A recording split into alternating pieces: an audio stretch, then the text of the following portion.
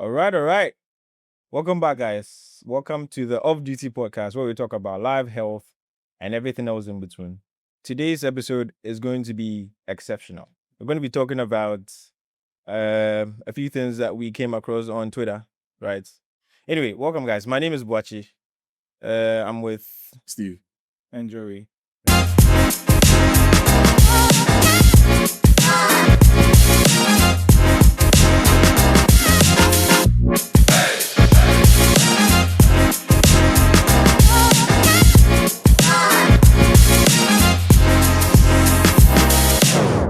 So all over the internet, there are so many posts, so many opinions about medicine, life, health in general.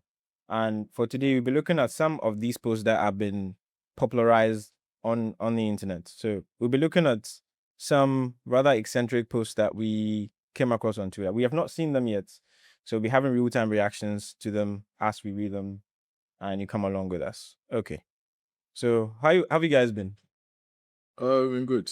All right. Yeah, Anything new? Anything Nah. interesting going on with you guys? nah, normal. So yeah, boring like that. Yeah, but Okay. doctors are boring, so Oh, bro, not all of us. well. Jerry's a DJ. He's not boring. I can't believe it. Why? Okay. Charlie. Calm vibes. All right. So let's dive right in there. Let's go. Okay. So for our first post, it reads, "Doctor, please give me your number. I'll contact you only in case of an emergency." Receives a good morning WhatsApp forward the next day. Guys, what do you think? Oh, but this is normal. So yeah. Oh, Normal in the sense that it should be accepted, nah. or No, Nah. but by and large, this happens Every a lot. time. Almost every time we Yeah. give you a number out, Oh. especially to elderly Yeah. people on the platform. They call it a platform. I don't know why. Everybody, they refer to it as a platform. As soon as you start referring to it as a platform, you know that you have entered a certain age bracket. But yeah, you get that. That's forwarded devotional, forwarded Yeah. good morning, Good morning. with a flower. Yeah, those posts, those The good one morning that- posts, yeah. those happy Easter. And the one that's yeah, even you worse get is those. that you can even see the forwarded many times. Many You know, times. it's Charlie. It's not even original. Yeah, but you see, the thing is, anytime they say this, just know that it's not only going to be in case of emergency. Mhm. Because when I started working, the very first time, you know, when you start working, you have this vim, some exuberance that you are working with. You want Exactly. to save the whole world. You're giving out your number to Charlie. everybody that asks. So doctor, can I have it? Oh, so just give it to them quickly. And there was one time I gave my number out to a patient relative. It wasn't even the patient. Mhm. And I was there. I'd come back from work, a Mhm. busy shift, sleeping. Around 12 a.m., 12:30, I received a call. And I picked the call, and the person says, "Doctor, it is me. Do you remember me?" Like, Charlie, I don't even remember you. But I was like, "Okay, so what's the problem?" I said, "Doctor, I'm sorry to disturb you, but Mhm. I can't sleep. I'm finding it difficult to sleep. I think I have a headache. So is there anything that's..." At that time, Yeah. Hmm. Around 12:30. So at that point, I had to reconsider all my my decisions. I was like, I just take some paracetamol and Mhm. then come to the hospital tomorrow. Because she will say it's too late, she can't go to the hospital. But from that point, Mhm. I made the like I told myself I wasn't going to do that again. So if a patient asks me for my number, all I'll say is, if you need us, just come to the hospital. Because to be very honest, I Yeah. can only help you while you're While you're in the That's hospital. true. That's true. Why Because would you complain about your sleep Mhm. and call me in the middle of mine? it's disrupt mine. Is that genuinely Roy around that time? Nah. So let me think it play will. devil's advocate. That's See, fine. It depends on what the situation is. Some Nah. patients need a bit of follow up. Bro, nah. To be honest, Follow if up in the somebody's going hospital. through something that you think that Nah. in the middle of the night they might, if they don't get immediate assistance, they might harm themselves. But why should a you have to doctor be on be call. so accessible to someone? You can't obviously be accessible to everybody, so you need to Uh-huh. have a bit of discernment when you're determining which patients you want to give your contacts. So I understand what you're saying. There will be specific cases you have interest in that you would like, Exactly, full time. Yeah, that's which true. is fair, That's true. right? I Yeah. mean, like I say, you may need help at a certain time that only Evan can provide. Actually, but it becomes a systemic thing, because why do you have to provide that help out of the comfort of your home? It should be a helpline where Yeah. people can get access to that kind of thing, you know. But this is it, even to say it's a wrong thing, because there are certain patients or patient relatives that have become more or less like, I wouldn't say family, but Or friends. or acquaintances, friends. You've yes. moved on to maybe get more opportunities through knowing these Exactly. people. So I think it's not a bad thing to give your number out. At all. But the problem is, how are you able to tell that this person is going to be helpful? That's a hard ask. That's a hard ask. But Yeah. the point is, in reality, you can't be accessible to everybody. So you determine, because some people become your private clients. It happens. Of course, Most of them are in. it's not always going to be about you meeting them in the consulting room and having that exchange with them. But sometimes, yes, it needs to go beyond the borders of the facilities. Isn't somebody who does that trying to outsmart the system? How is that smart in a system? Because you want to have access to a doctor and not You mean go the through patient or the consulting- doctor? The patient.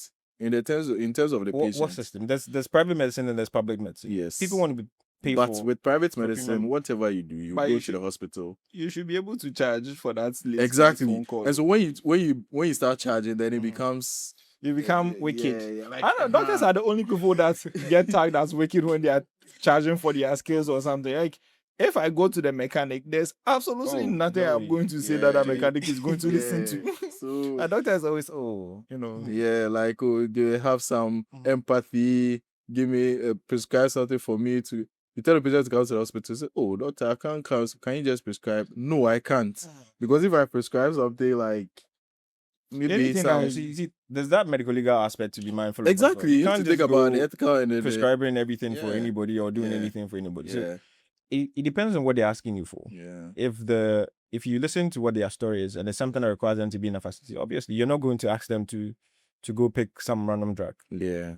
The next thing you tell them is to come into a facility for proper assessment. Yeah, because I there was one doctor where I was working some time ago who got into a serious like issue because of this. The person texted him, "I'm not well, I can't sleep." It's always about sleep. I don't know, for some reason. But then or weight loss or whatever. But the person texted the doctor that, "Oh, I'm finding it difficult to sleep." The doctor went on to give the patient prescribe the patient lorazepam. Bro, how? Yeah. Do you even get that? So Well, that that's the thing. happens all the time. All the time. You can go buy lorazepam over the counter. Yeah. So Yeah, lorazepam is for those who are watching, like So lorazepam is a benzodiazepine. It's a sedative. What that means is that it's meant to dampen your central nervous system and essentially put you to sleep. Exactly. And these drugs or this class of drug carries certain risks like dependence, which we commonly refer to as addiction, right? So it's not drugs that you should take as and when you feel like, or you should take continuously over a period. Yeah. So with something like that, you are enabling the dependence on that drug. Hold on, how do you usually get drugs like that? People my have first thing ways. Is it over the counter? So you can. people have ways. Technically, you shouldn't be able to buy Yeah. those drugs without prescription. So lorazepam is in the same class as what most people know is diazepam, or what they refer to as blue. Yeah, that's what they refer to it as. Yeah. And it's actually something that people very easily purchase, even though we know that by regulation you're supposed to get it with a prescription.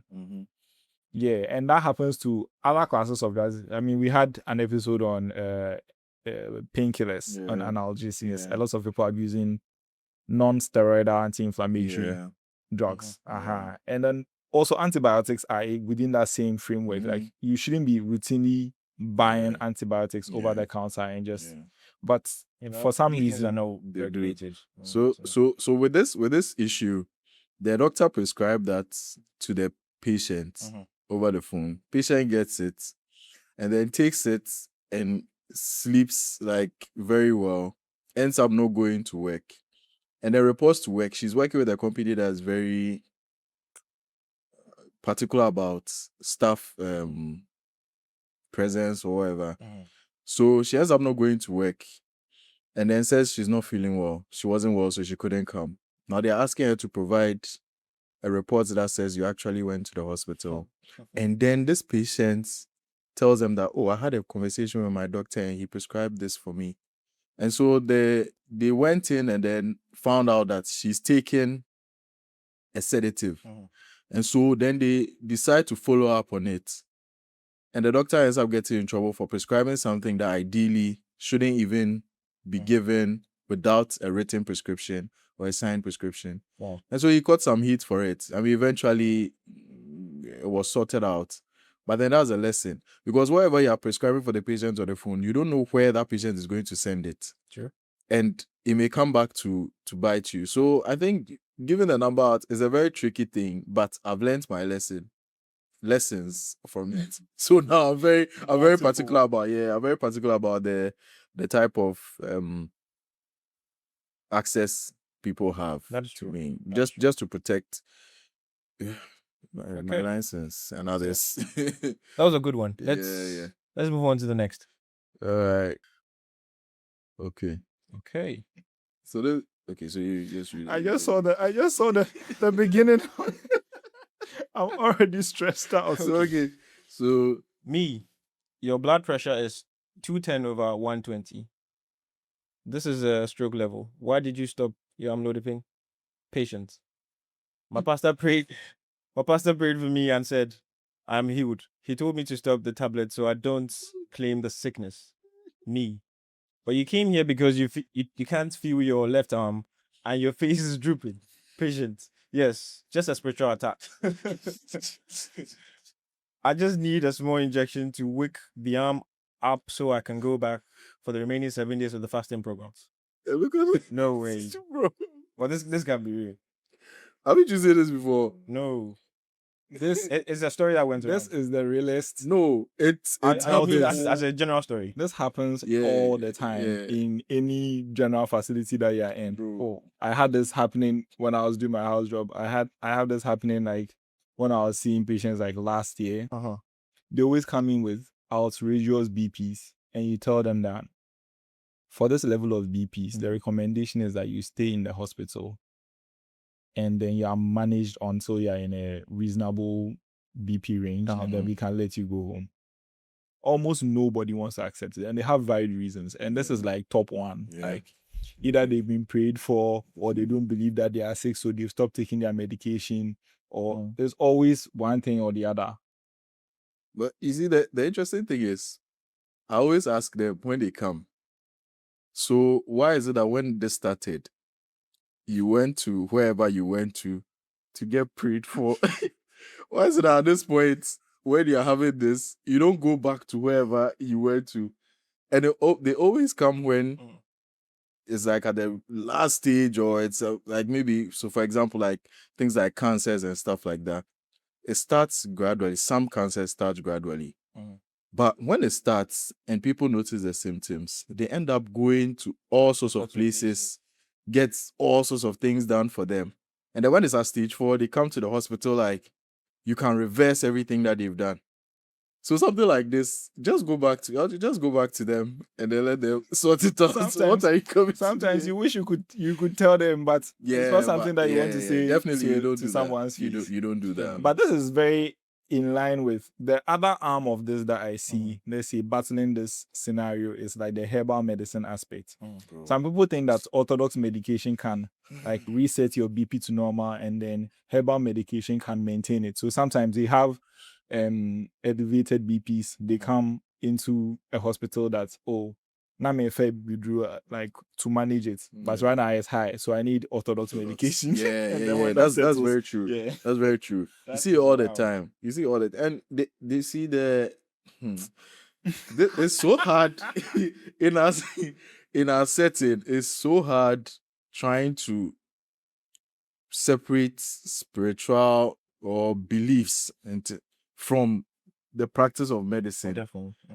Because every single time you would find some spiritual belief in the practice of medicine in one way or the other. I always say that I won't bash somebody for having their beliefs. But then, when you have something of that sort, at least try to combine the two in terms of you have your beliefs, you want to do your thing, but do what the practice of medicine is also telling you to do. If you are taking your antihypertensives and going for prayers, there's no problem. You can do that. It will spoil the medication. But you see, they feel like they have to give. See, They have to give one. Yeah.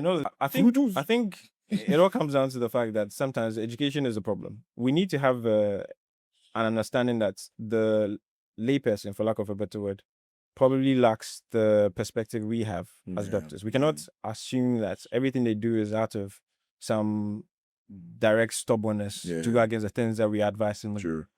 I think that there's a role for spirituality, or there's a role for faith. Of course, even Bible says that faith without works is dead. Mhm. So we can practice our faith. There's a role for religion, there's a role for faith. But pastors, men of God, also come to the hospital for healthcare. So you cannot Very assume true. that everything can be sorted out Very from true. the spiritual perspective. So we need to let the pastors also come on board, advise their flock, Congregant, let them know that there's a need to take care of themselves from the health standpoint. yeah, Of course, God will take care of the rest, but you true. need to do your bit as Yeah. well. I think that's a really good point. Being able to get the men of God on board Mhm. to spread this, because most of them, you may find that they believe in the spirituality and all that so much to the point where they don't even want to hear about it. So if it's coming from someone they deem as spiritually high or whatever it is, they may be more Exactly. open to doing it. So I think that's a good point. So You can talk see, to them. I think you mistake how strong a belief can be. It's true Because I know that there are religious leaders that have been involved in like outreaches or care for people, specifically like even prayer camps and stuff like that. Like, there are people that recognize that maybe these sets of symptoms that you are showing may not be a problem for here, and you may need to seek healthcare. Yeah. But what we believe or what we have been taught from time is very, very different. There are certain illnesses that we believe are not treatable in a hospital. Have you ever heard of, there's this thing with children that they say their head becomes soft? Like, have you ever heard anything like that? It's not a hospital problem. Like, if you come to hospital, the child will die. I've never seen it before because they say that it's not a hospital disease. So they never bring it to the hospital. Right. Yeah. But it's something that everybody that is in those circles knows about, and they know where to go and get it. Like, there's a herbal thing that they'll do, and it's never FM, and like that's it. And I don't know where we can draw those lines, or how. The best we can do is, which I think most doctors should be doing, is the education bit. Yeah, true. And I was surprised to find out that some people are scared to ask their doctors for clarity and things because they get angry at them. I was so surprised, right? It's a thing, You need to understand. people are used to the old system. The old system where the doctor is like, when you come, They say all the time that the doctors that they see these days are younger. Yeah. And the doctors they were used to were very old men. And so there was a bit of reverence. So they couldn't get themselves to ask questions or feel confident. But I think by and large, people are open to explaining your condition to you, doctors especially. Exactly. I mean, that should be the norm. I mean, that's when what you go to the hospital, you are seen by a doctor, they should be able to tell you for what reason they are seeing you, what they think the problem is, what they are going to do for you, what you should do if you have any concerns, in fact, address particular concerns before you have them, right? And that will guide also your adherence to the plans that they are giving you when you go home. Because if I don't understand why I need to take this at certain times, and I'll do what I like in quotes, or I am not informed if I do not adhere to that plan that you have given me. So I think that could be helpful. What true. Another angle to all of this is how sometimes the pastors, when they are talking about healing and whatnot, people say that doctor said this, but God has as